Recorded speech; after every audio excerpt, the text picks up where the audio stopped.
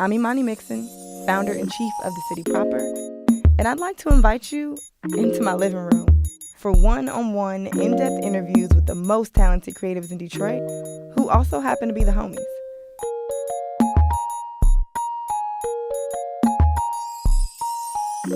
Oh yeah, it's called Proper Nouns. Today, I'm joined by yoga instructor and mindfulness teacher, Angela Abiodun. Sit down with us as we talk about how to keep your mind, body, and spirit aligned. This is episode 2 of Proper Nouns. The reason I thought about you and reached out to you is because I feel like I never have enough time to be like, so Angela, tell me more about the things you know. And you teach me something new out of necessity, out of like, okay, yoga, yeah, you instruct me in yoga, but also anytime or anywhere you say something and I'm like, this is a thing I should know. Or like, I need to keep this in my body. Like, I should remember this somehow. So I'm happy you were able to make it. So am I. And that you're here on this earth at the same time as me. A beautiful thing when it happens like that. Man. So I think in order to give some context for how you know all the answers. I have all the questions. How you have all the questions. Can you tell me how you would describe yourself? Or like, what is who is Angela? Who is Angela? I wish I could pull out one of my fun bios to read to you. I know. Angela is a queer black woman trying to reconnect with her ancestry, trying to reconnect with herself, working on loving herself and her voice, and all of my flaws. So I'm a person trying to create spaces that can love me. And I believe when I find spaces that can love me more, you were finding spaces that can just love better. Yeah, I feel you. I'm glad you feel that, because it's definitely a life work to know and be comfortable in my body. So the fact that it's felt and the fact that it's seen, I appreciate it. Yeah. Because that's my goal, to feel good in this body and to have that radiate wherever I go. So, would you say that that's been a goal that you've had for a long time, or like when did you start working on that? I feel like it's been a constant thing. When I was younger, it was unintentional. It was just wanting to feel good in spaces. But when I got older, I think I really made a concerted decision when I graduated undergrad and moved to Louisiana. And being in central Louisiana, we had liquor and food to lean into. And so that was not a healthy process for me. And so I made a decision to find something else to help me with my stress, and it was yoga. Okay. I was going to start with a home practice, but then luckily I found a studio. And that was the first time that I was like, this is good. My body needs this. My body felt so clear with this. And so I maintained. So when I was younger, I danced, but I wouldn't say dance was the way for me to feel. I didn't know that dance was what made me feel good in my body until I didn't have movement in my life. So do you feel like your outward actions or your physical movements teach you things about yourself? My question is always, is this helping me love myself more? Or to a person who wants to bring me negativity, how is you bringing me this right now helping you love yourself? Yeah. Is this the best version of myself at my core? Am I allowing you to shake me from my core and my goodness? And I'm still exploring what that means. But how to be my most authentic self, my most loving self, especially to myself, are questions that I always have.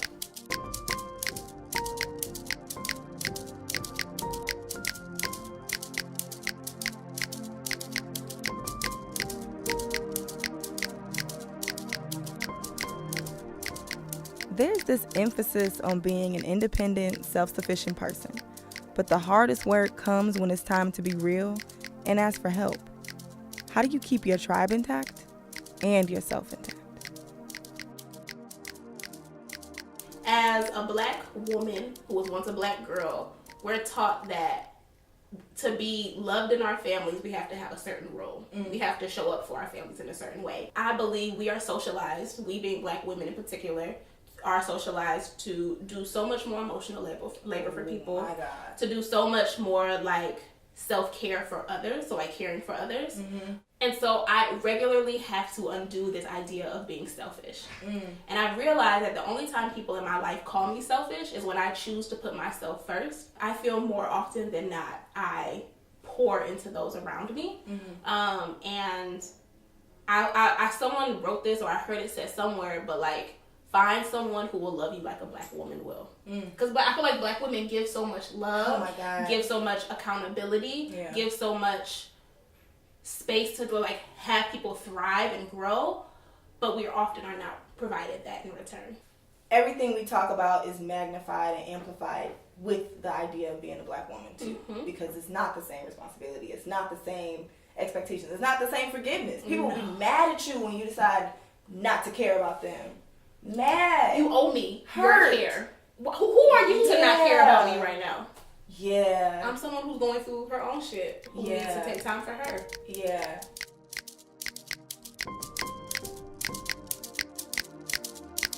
It's hard for anything to grow in a volatile environment. So after you do all that inner work, you have to take stock of your surroundings to see what's working for you and what's working against you. It's not as easy, and it takes more time, and like schedules are crazy, but like you can still find new and fun things about people you meet or people you know, and like trying to have meaningful relationships. Because I think I don't need anything right now if it's not meaningful. I really can't afford to have things that aren't meaningful around me. Like, finding things that add to your life, finding things that add to my life, so important. Wow. Because we spend so much of our lives being dictated by what others tell us we should do. Like, even if you have a job, you have like bounds in which you can grow and live and exist. For the first 18 years of our life, we always have to check in with at least one other person to like know whether or not we can do whatever it may be. And if we're on track in comparison to everybody else around us. Exactly. And so, one, I'm trying to minimize comparison. Because comparison is the surefire way to like minimize any greatness to exuding. Right. Isn't it? The comparison's the thief of joy. Is that a thing? That sounds perfect. We spend a lot of our lives comparing ourselves to others. And that's how we're taught to understand ourselves, in comparison to another. And so acknowledging that like we all exist, but like our differences don't need to be so highlighted that they create such divisions. Right. Or don't need to be what we focus on. I think about a whole bunch of things, but trying to minimize comparison in my life is a real ass one. Yeah. I think also that being able to say like, I'm great. So like once you're like, I don't know how valuable I am, you also deserve those moments to be like, oh my God, I'm sitting on a gold mine right now. Like everything I do is great. You know, like, and I've had moments where you get into a disagreement or you run into something and I've had it just fly out of my mouth. Like, do you know who I am? Or like what this really is? And I'm like, damn, Imani. But then it's like, no, you meant it. Like you have to show up for yourself and you have to advocate yourself because you've been in rooms where that didn't happen. Yeah. So I think my thing is like a knee jerk. Like I've seen myself get left out of conversations or opportunities. So now if I get a conversation opportunity, you're going to know who you're talking to. You're going to know what this is really about. And you knowing and sitting on your greatness does not minimize anybody else's. Yeah. Like, this is not, like, critical race theory where we're all trying to race to the top and we only have so many spots. It's like, I can be this shit. I can think I look amazing. And that is not an indication of how I think about anybody else.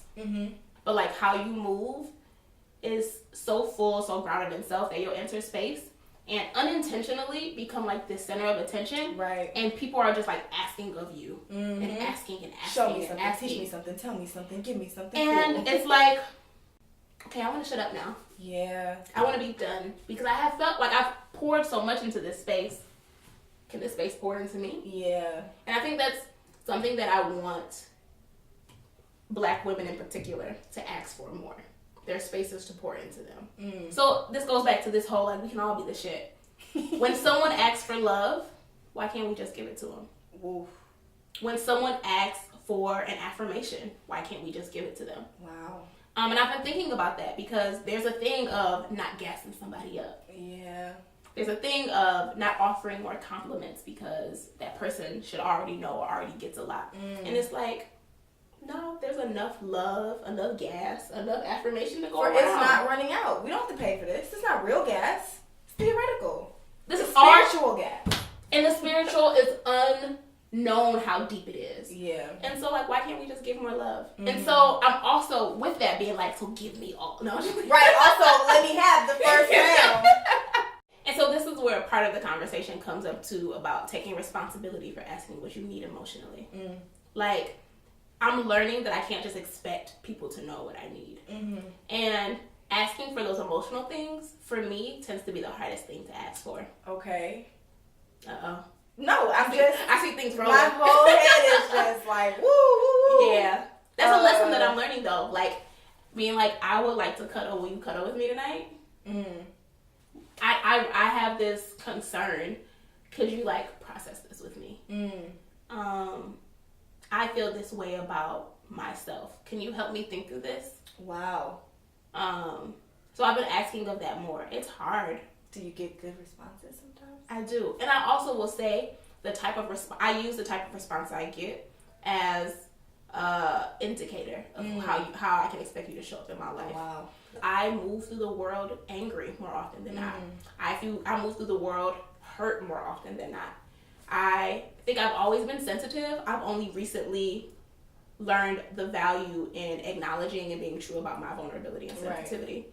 And so I do mindfulness, I do yoga, I do all of these things to literally manage and enhance my lived experience and make it so that I can still move when I get angry, so that I don't get stuck when I get anxious, so that I don't lose my wits about me when I am like worried about how I'll be received. And how do you, I guess, like in the spaces that you're in a lot of healing, like intensive, restorative places, how do you keep yourself centered, or like what are your tricks to like, you know, move the energy around where it's supposed to go? Yeah.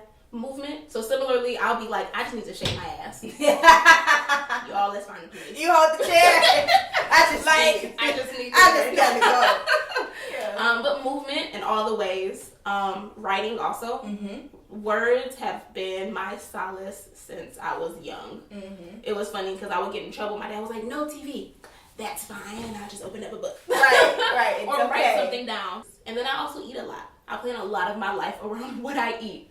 I've been thinking about lamb chops for the last 3 days. Wow, that's such a specific taste too. It is. Nothing really tastes like lamb chops but lamb chops. It's amazing. Thank you so much. Thank you for being being here. Me. I love seeing you in different spaces, so it's great to finally have you in my space and share it and learn things. Yes. So please come